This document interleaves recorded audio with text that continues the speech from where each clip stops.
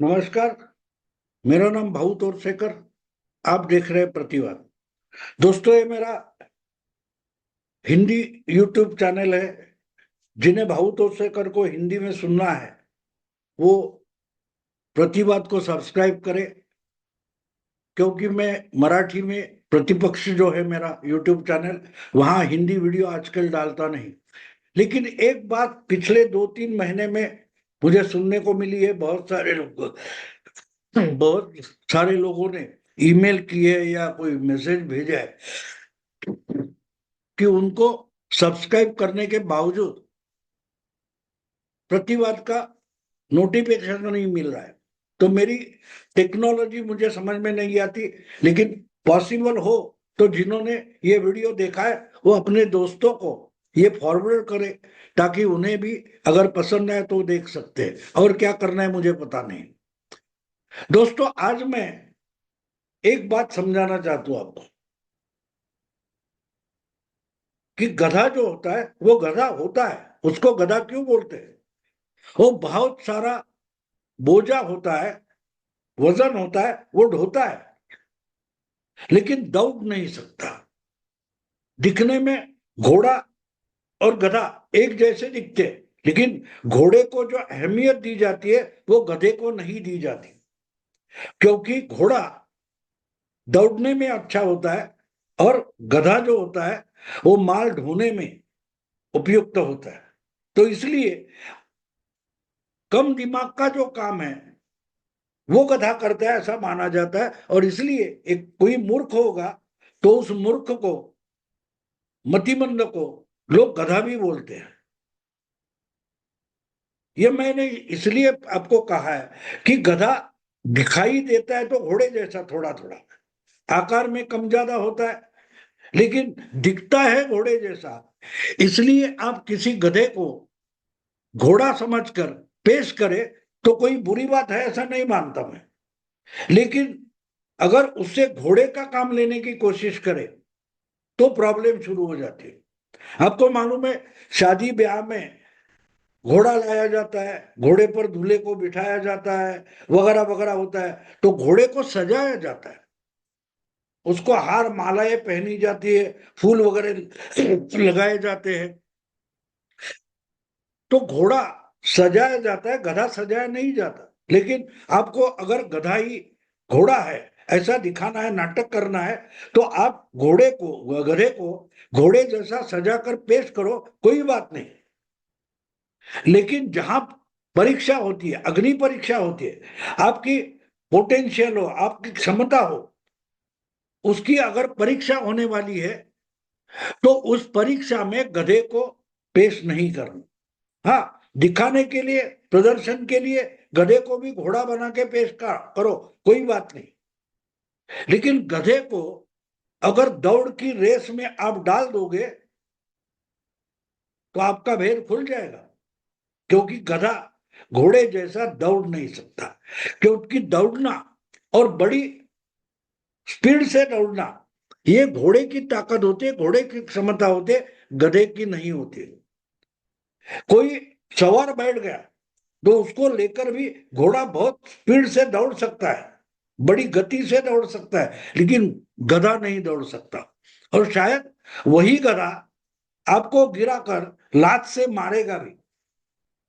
और इसलिए अगर आप गधे को घोड़ा बनाकर पेश करोगे तो कोई बात नहीं, लेकिन उसको रेस में दौड़ाने की जिद मत करना। ये मैं आज समझा, इसलिए समझा रहा हूं कि पिछले 10 सालों से हम देख रहे हैं कि राहुल गांधी को ही कांग्रेस का सबसे अच्छा और देश का सबसे बड़ा नेता बनाने की और पेश करने की जो कोशिश कांग्रेस पार्टी की तरफ से चल रही है, तो राहुल गांधी उस रोल में, उस किरदार में फिट नहीं हो रहे। लेकिन नुकसान कांग्रेस पार्टी का हो रहा है। और इसका एक ही कारण है कि राहुल गांधी घोड़ा नहीं है। और अच्छी दौड़ने वाले, जब मोदी जैसे घोड़े के सामने आप रेस में राहुल गांधी को पेश करते हो तो अग्नि परीक्षा में आप बुरी तरह से फेल हो जाओगे। ये किसी भविष्यवेत्ता को कहने की जरूरत ही नहीं है। बात सीधी है दोस्तों, बिल्कुल सीधी है। राहुल गांधी अपना दिमाग भी नहीं चला सकते। जो बात करते हैं, जो कहना चाहते हैं, वो बात उनको खुद को पता नहीं होती कि वो क्या कहना चाहते हैं। अचानक वो महाभारत में चले जाएंगे, अचानक वो किसी द्रोणाचार्य तक पहुंच जाएंगे, कभी सावरकर तक पहुंच जाएंगे। ये सबकी जरूरत नहीं होती है। आपके सामने जो सब्जेक्ट है उस सब्जेक्ट पर बात करो। तो राहुल गांधी कांग्रेस की लीडरशिप करने का बोझ ढो रहे, ये मानना पड़ेगा कि उनकी क्षमता नहीं, फिर भी वो कांग्रेस का नेता बनकर घूमते हैं। वो बोझा अपने कंधे पर, सर पर उठाए बैठे हैं। लेकिन जब चुनाव में दौड़ना पड़ता है, चुनाव तो पॉलिटिकल रेस है, उसमें रेस जीतना पड़ता है। घोड़े दौड़ाते किस लिए रेस में? जो घोड़ा सबसे जोर से दौड़ता है वो जीत जाता है। यहां वही तो प्रॉब्लम है। राहुल गांधी को हर रेस में उतारा जाता है और घोड़ा बना के पेश किया जाता है, लेकिन उनसे आगे तो अखिलेश या ममता जैसे छोटे छोटे घोड़े भी आगे निकल जाते हैं। देश भर में 400 400 300 200 सीटें लड़ाते हैं कांग्रेस वाले, और 50 से 90 तक आते आते उनका दम खत्म हो जाता है।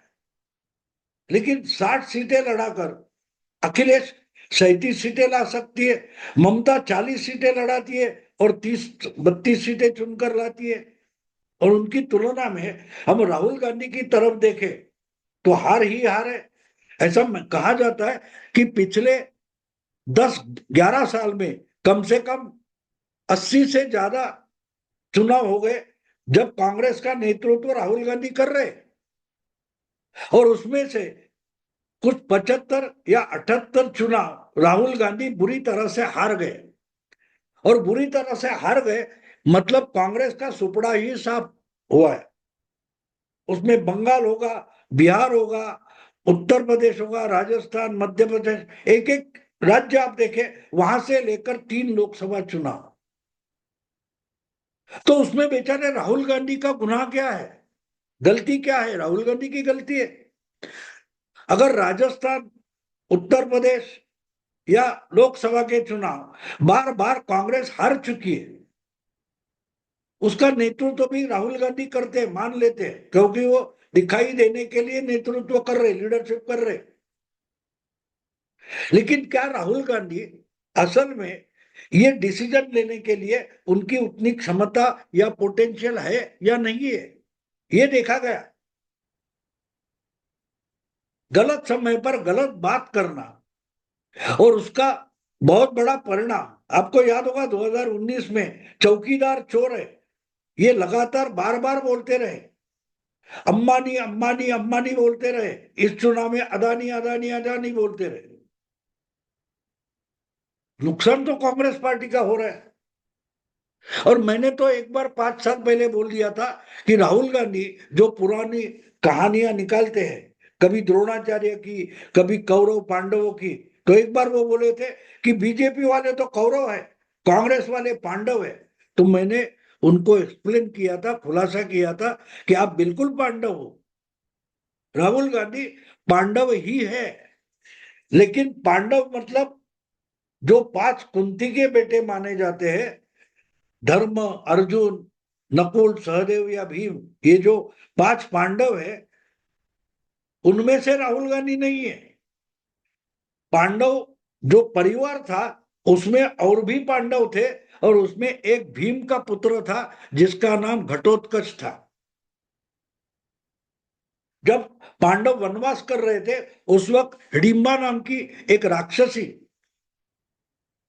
उनसे प्यार कर बैठी, और कुंती की आशीर्वाद से भीम ने उसके साथ अलग शादी कर दी थी। तो हिडिंबा को भीम से एक बेटा हुआ था, उसका नाम था घटोत्कच। घटोत्कच नाम का भीम का एक पुत्र था, वो भी भीम का पुत्र है, इसलिए पांडव ही था। तो राहुल गांधी जब खुद को या कांग्रेस के नेता को या कांग्रेस को पांडव मानते हैं तो वो घटोत्कच जैसे होते हैं। अब घटोत्कच की कहानी समझना जरूरी है। जब महाभारत का युद्ध चल रहा था उस वक्त एक घटोत्कच जख्मी हो गया और बिल्कुल मरने वाला था, बिल्कुल मरने वाला था। तो उस समय जो पांडवों के खेमे में अर्जुन का रथ चलाने वाले सारथी भगवान श्री कृष्ण थे, उन्होंने देखा कि घटोत्कच मरने वाला है, वो जख्मी हुआ है। तो उनको अचानक याद आ गया, घटोत्कच को किसी ने वरदान दिया है कि वो मन में लाए तो जितना चाहिए उतना बड़ा अकराल विकराल हो सकता है, हजारों गुना उसका शरीर बड़ा हो सकता है। तो भगवान श्री कृष्ण घटोत्कच को बोलते, तेरे पास जो कुछ थोड़ा समय बचा है जिंदा रहने के लिए, तो जितना बड़ा होना है उतना बड़ा होता जा, और जब जान निकल जाएगी तो सामने वाले कौरवों की सेना पर गिर जाना, तो तुम्हारे बोझ से ही बहुत सारे कौरवों के सैनिक मर जाएंगे। और घटोत्कच बिल्कुल वही करता है, घटोत्कच बिल्कुल वही करता है। राहुल गांधी ने जिस ढंग से कांग्रेस का नुकसान किया है, राहुल गांधी ने जिस तरीके से अपने ही गठबंधन का नुकसान किया है, जो इंडिया अलायंस बनी या महाराष्ट्र में महाविकास आघाड़ी वगैरह बनी, उस गठबंधन का राहुल ने जितना नुकसान किया है उतना नुकसान बीजेपी ने गठबंधन का नहीं किया, इंडी गठबंधन का नहीं किया। तो जब जब मैं ये देखता हूं कि राहुल के कारण कांग्रेस का या कांग्रेस ने बनाया हुआ गठबंधन है उसका नुकसान होता है, तब मुझे घटोत्कच की याद आती है। और राहुल ने जो कहा था कि हम पांडव है, कांग्रेस ही पांडव है, तो मुझे कांग्रेस में पांडव नहीं दिखाई देते, लेकिन राहुल गांधी में घटोत्कच नाम का पांडव दिखाई देता है, क्योंकि ये सिर्फ नुकसान कर सकते हैं, नुकसान कर सकते हैं। अब ये बात हुई थी पिछले 2019 के चुनाव में, जितने लोग राहुल गांधी के साथ में कांग्रेस के गठबंधन में थे उनका भी नुकसान राहुल गांधी ने कर दिया था। इसका कारण भी दोस्तों सीधा साधा है, बिल्कुल सीधा कारण है, सिंपल कारण है कि राहुल गांधी जब पार्टी में या उनके गठबंधन गठबंधन में घटोत्कच जैसे अकराल विकराल रूप धारण करते हैं, लेकिन गिरने का समय आ जाता है तो किस साइड में गिरना है वो कहने वाला कोई भगवान श्री कृष्ण उनके साथ होता नहीं। जो ओरिजिनल घटोत्कच के पास था, उसने बोला बड़ा हो जा और कौरवों की सेना पर गिर जा। यहां बात यह होती है कि राहुल गांधी खुद को घटोत्कच नाम का पांडव मानते भी है, खुद को पांडव मानते, लेकिन है तो घटोत्कच। और जब अकराल विकराल हो जाते हैं और गिरने का समय आता है तो खुद की ही सेना पर गिर जाते हैं और खुद की पार्टी या गठबंधन का नुकसान कर देते हैं।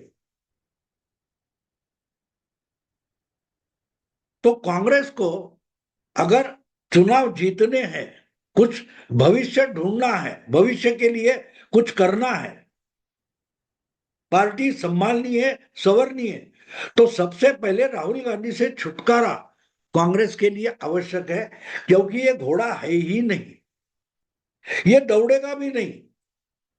और अजीब बात यह होती है, अगर कोई गधा खुद को घोड़ा समझने लगे तो जिस ढंग से दौड़ेगा उससे तो बाकी के घोड़े भी डिस्टर्ब करते जाएगा। रेस में अगर बाकी सब घोड़े दौड़ रहे और एक ही गधा घोड़ा बनकर दौड़ रहा है तो अपनी चाल तो बिगड़ेगा वो, लेकिन दूसरे घोड़ों की भी चाल बिगाड़ देगा। और उस रेस में सबसे आगे दौड़ने वाला है, उसे गधा तकलीफ नहीं दे सकता, जिसका नाम मोदी है, वो सबसे आगे दौड़ रहा है। जो पीछे पीछे दौड़ रहे हैं और रेस पार करने की कोशिश कर रहे हैं, ऐसे लोगों को बीच बीच में पैरों तले आने वाला जो गधा है वो तकलीफ देता है, उनकी स्पीड बिगाड़ देता है। फिर ममता की हो, अखिलेश की हो, उद्धव ठाकरे की हो, या स्टालिन की हो, या कश्मीर के उमर अब्दुल्ला की हो, लालू प्रसाद की हो, एक एक करके हरियाणा महाराष्ट्र के चुनाव में हारने के बाद कांग्रेस की ये दोस्त पार्टियां इंडी अलायंस में जो शामिल है, ऐसी पार्टियां राहुल गांधी से खिसकने की कोशिश कर रहे हैं, खिसकने की कोशिश कर रहे हैं, क्योंकि उनके समझ में आ गया कि हम मोदी के साथ दौड़ना तो हमारे लिए भी मुश्किल है, लेकिन इस ढंग का एक गधा हमारे बीच दौड़ेगा तो ना हमें दौड़ने देगा, ना कुछ रेस जीत पाएगा। राहुल गांधी, यही तो कांग्रेस का प्रॉब्लम है। और कांग्रेस के साथ जाने के लिए कारण पूरी इंडी गठबंधन के लिए राहुल गांधी ही प्रॉब्लम है। और इसका कारण सीधा साधा है। कांग्रेस का मानना है अगर कांग्रेस के साथ आप गठबंधन करोगे तो आपको राहुल गांधी का नेतृत्व मानना पड़ेगा, यानी राहुल गांधी ही घोड़ा है ये मानना पड़ेगा। और सबसे आगे दौड़ने वाला रेस का कोई भी घोड़ा हो, बीजेपी का हो या और कोई हो, उससे दौड़ होगी तो हमारे राहुल गांधी की होगी। और उसके पीछे पीछे दौड़ते हुए बाकी सारे जो मित्र दल है उनका नुकसान हो रहा है। और इसका कारण सीधा है, अब अकल ठिकाने आ रही है। ममता दीदी से लेकर अखिलेश से लेकर उमर अब्दुल्ला तक बहुत सारे लोग राहुल के पीछे दौड़ना उनको मंजूर नहीं है। इसलिए राहुल गांधी अभी भी ईवीएम का रोना रो रहे हैं, और ममता उनका उमर अब्दुल्ला वगैरह ईवीएम से हट गए और बोलने लगे बीजेपी की भाषा। जब जीतते हो तब ईवीएम ठीक होता है, हारते हो तो ईवीएम में गड़बड़ है, ये नहीं चलेगा। ये अब इंडी अलायंस के मित्र दल भी कांग्रेस को सुनाने लगे। और इसका कारण सीधा साधा है, घोड़ों को घोड़े की भाषा समझती है, गधों को गधों की भाषा समझती है। राहुल गांधी के साथ रहना है तो उतनी ही निर्बुद्ध भाषा करनी पड़ेगी, बोलनी पड़ेगी, जो राहुल गांधी की समझ में आए। तो इंडी अलायंस की जो मित्र दल है वो अपनी अपनी जगह पर अपना प्रभाव क्षेत्र है, उस राज्य में बीजेपी से जरूर लड़े, लेकिन कांग्रेस के साथ रहना उनके उनके लिए नुकसानदेह होगा।